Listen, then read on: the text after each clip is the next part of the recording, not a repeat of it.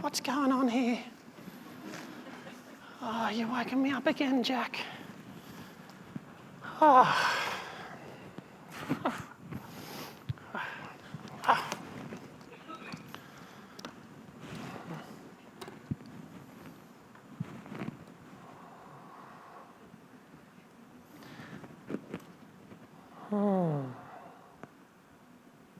You know one thing that really frustrates me? What? People think I'm a joke. See? And I'm not, you know. I'm part of something much more serious than you think. See, I come from a world called imagination. And where I live, we get to draw lines between what exists and what doesn't exist. We get to make bridges between today and tomorrow. And you give up on me, you think I'm a joke, you lose the chance to unlock the future. What do you reckon? It's pretty powerful, Penga. Do you go now? Okay. Wait, tell them the story. Okay. 15 years ago, I started a mentoring program just around the corner at a school in Redfern. Tell them your backstory. Okay. My family's Aboriginal, But you've got white skin. Yep. So my family's black through my mum's side. I've grown up with fair skin and felt because I look like a white man, with the privilege I've been able to have in my life, I felt like I've been able to slip through some doors. And when I got to university, I just basically felt a responsibility to give back. My grandfather went and fought in World War II for Australia and came back and wasn't a citizen. And there was just a sense that maybe I could do something. And when we started AIME, it was about trying to transform a narrative, a narrative that was seen as permanent, that Indigenous disadvantage would just exist. That was a given.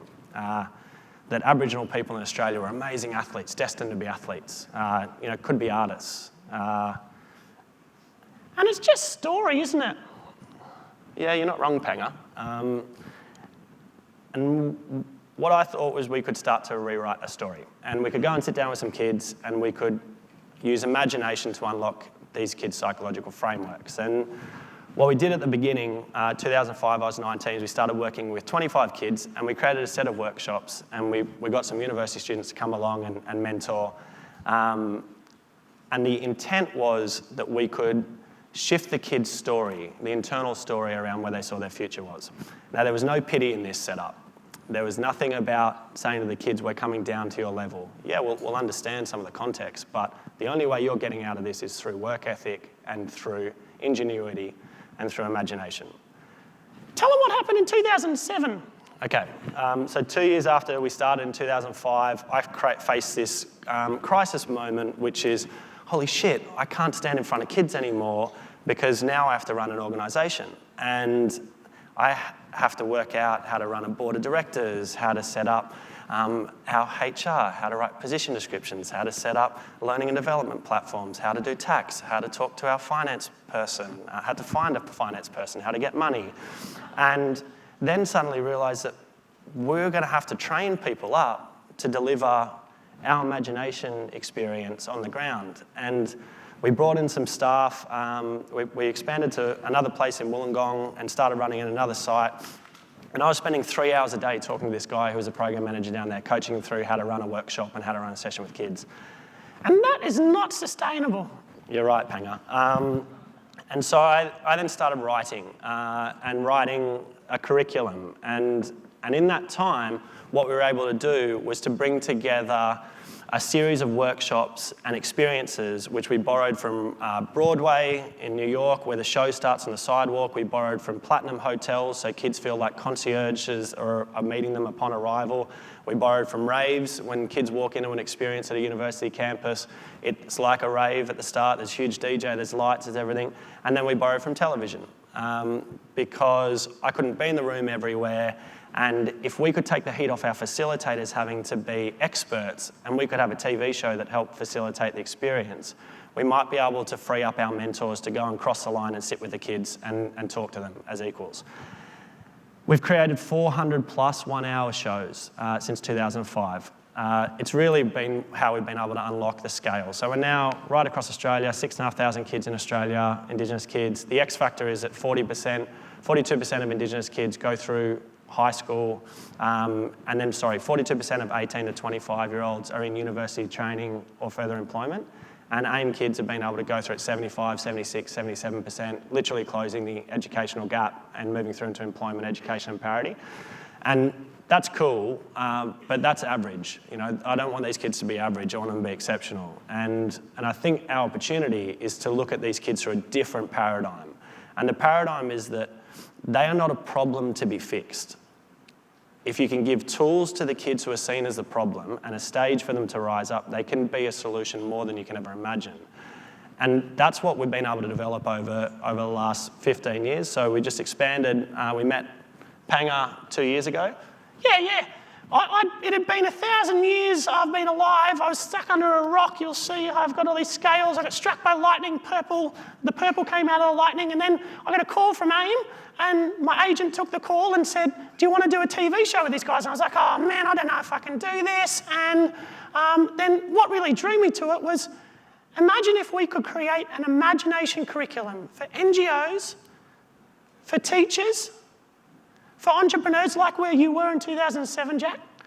And we could do that. That could be our gift to arm anyone walking in to work with a marginalised kid working out, what the heck do I say next? And we could do it in any language, anytime, anywhere.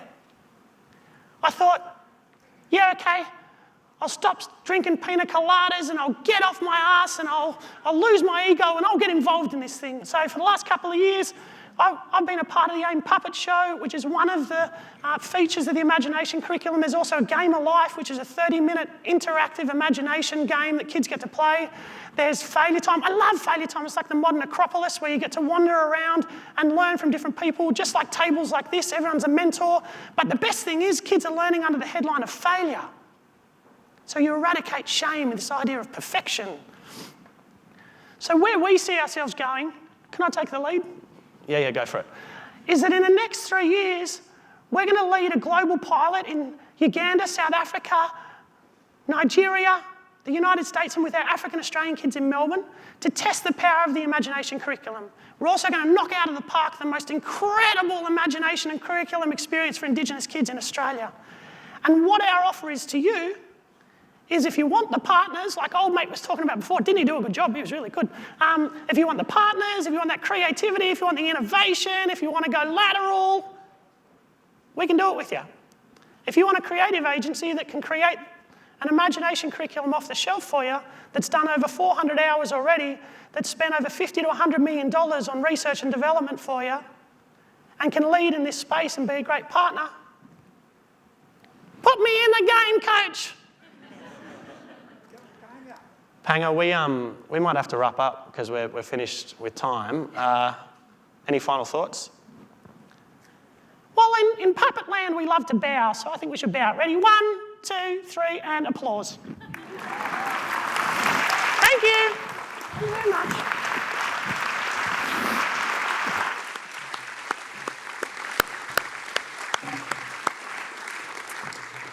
Thank you, Jack. That was awesome. I love that thought about imagination. What could be possible if all of us in this room just imagined something different? Had the ability to see and imagine past what our head and our experiences tells us is the only way. I love that. Fantastic. We're now going to jump to our next session, and it's actually by video. You're going to be really inspired by an amazing woman, and her name is Makaya Jawad. Makaya Jawad is from Sehat Kahani, which is a Pakistan-based health technology company.